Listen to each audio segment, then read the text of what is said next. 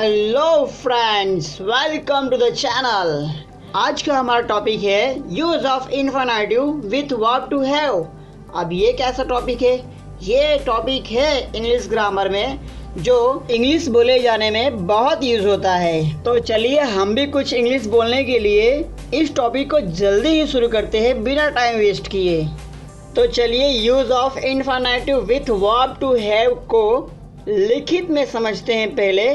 तो देखें, verb to have के साथ इन्फिनेटिव का प्रयोग करना सीखें। इन्फिनेटिव का अर्थ है टू प्लस वर्ब, यानी कि टू गो वर्ब है, to eat, to laugh etcetera. ऐसे ही बहुत सारे वर्ब के पहले अगर टू लगा हो वही इन्फिनेटिव है। और एक बात, हम इसे सीखने वाले हैं तीन टेंस में, प्रेजेंट टेंस में, पास्ट टेंस में और फ्यूचर टेंस में। पहले देखें प्रेजेंट टेंस में प्रयोग। इसका फॉर्मूला है subject plus have has plus infinitive.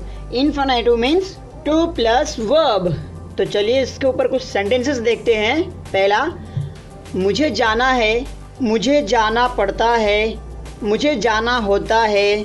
इन तीनों हिंदी का एक ही इंग्लिश है, I have to go. Hey wait, I'm not going anywhere. वो तो सेंटेंस लिया है मैंने वाक्यों में। आगे देखे, मुझे पत्र लिखना है, I have to write a letter. आपको काम करना पड़ता है, You have to walk. राज को दमन जाना है, राज has to go to दमन। भारतीय किसानों को कड़ी मेहनत करनी पड़ती है, Indian farmers have to work hard. उन लोगों को देश की सेवा करनी है, They have to serve the country. अब इन सभी वाक्यों को ध्यान से समझ ले और ये दिए जा रहे सेंटेंसेस का अनुवाद आप खुद से करें। आपको पता चलेगा आपने कितना सीखा। नाउ नेक्स्ट, नेगेटिव सेंटेंसेस, नकारात्मक वाक्य।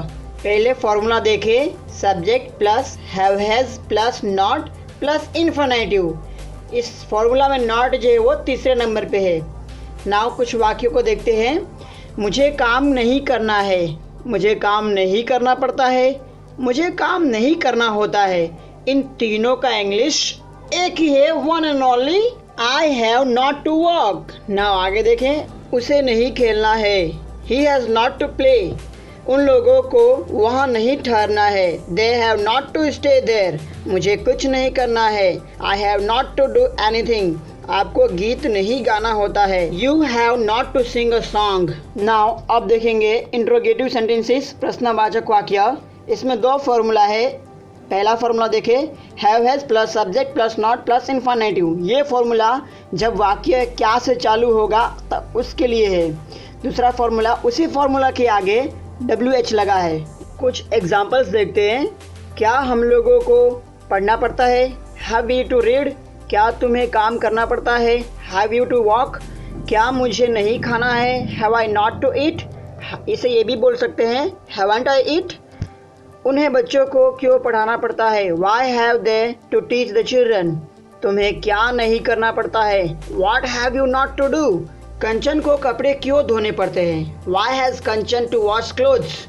काजल को क्यों नाचना नहीं पड़ता है, why has Kajal not to dance.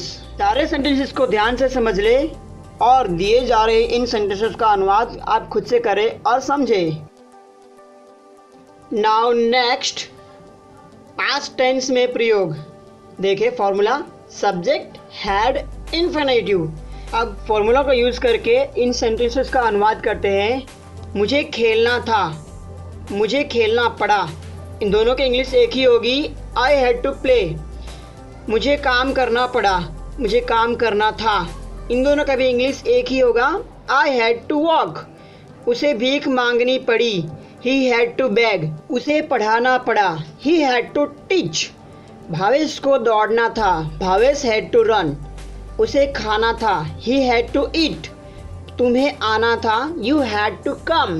Now इन सेंटेंसेस को ध्यान से समझ लो और इन्हें आप खुद से करो।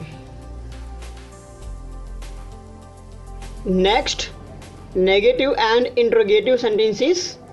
इसमें हम एक साथ तीन फॉर्मूला समझेंगे। पहला नेगेटिव सेंटेंस का है, सब्जेक्ट है नॉट इन्फिनेटिव। दूसरा और तीसरा दोनों इंट्रोगेटिव सेंटेंसेस का है, जिसमें से दूसरा वाले का सेंटेंस जो भी वाक्य हिंदी में क्या से शुरू होते हैं उनके लिए है। और तीसरा फॉर्मूला जो कि दूसरा फॉर्मूला ही है पूरा, उसी के आगे WH फैमिली रखा गया है। नाउ इन वाक्यों पे ध्यान दें। तुम्हें वहाँ नहीं जाना था, you had not to go there. मुझे नहीं पढ़ना था, I had not to read. क्या उसे त्याग पत्र देना पड़ा, हैड ही टू रिज़ाइन। क्या राम को झूठ नहीं बोलना पड़ा, had Ram not to tell a lie. उसे क्यों जाना पड़ा, why had he to go. आपको क्यों पढ़ना था, why had you to read. इन सभी सेंटेंसेस को ध्यान से समझ ले और हो सके तो इसे बोले किसी के साथ इसका यूज़ करें आप।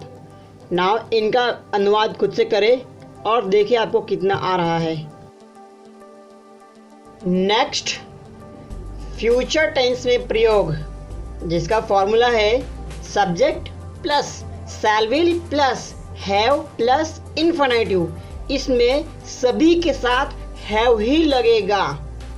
तो चलिए अब इस फॉर्मूले को यूज़ किया जाए और कुछ सेंटेंसेस का अनुवाद करें। पहला, मुझे दमन जाना पड़ेगा, I shall have to go to Daman. मुझे यह काम करना होगा, I shall have to do this work. Ram को आज्ञा माननी होगी, Ram will have to obey. तुम्हें यह काम करना होगा, you will have to do this work. मुझे कठिन परिश्रम करना होगा, I shall have to work hard. सारे सेंटेंसेस को ध्यान से समझ ले और ये दिए जा रहे सेंटेंसेस को आप खुद से करें और आप जाने कि आपको कितना आया।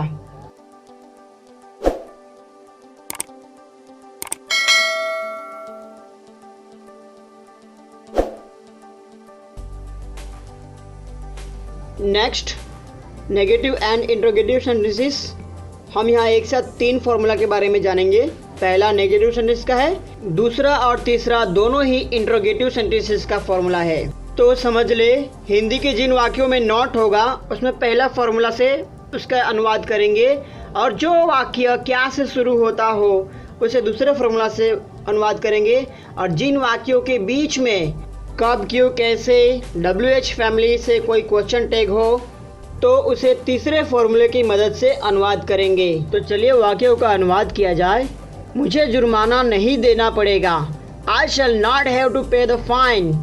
इस वाक्य में सेल और नॉट को जोड़ के सेलेंट बनाकर भी वाक्यों को किया जा सकता है। देखो, I silent have to pay the fine. Next, क्या तुम्हें भीख मांगनी पड़ेगी, will you have to beg. तुम्हें क्या करना पड़ेगा, what will you have to do.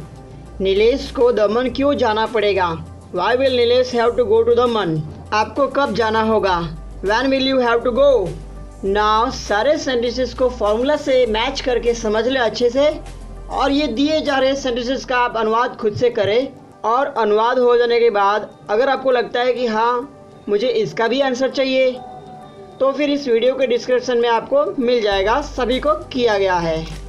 Now at the end, if you like this video please hit the like button, and if you are new here then you must subscribe this channel so you will never miss my next videos which is coming very soon. Now this is time to say bye bye friends.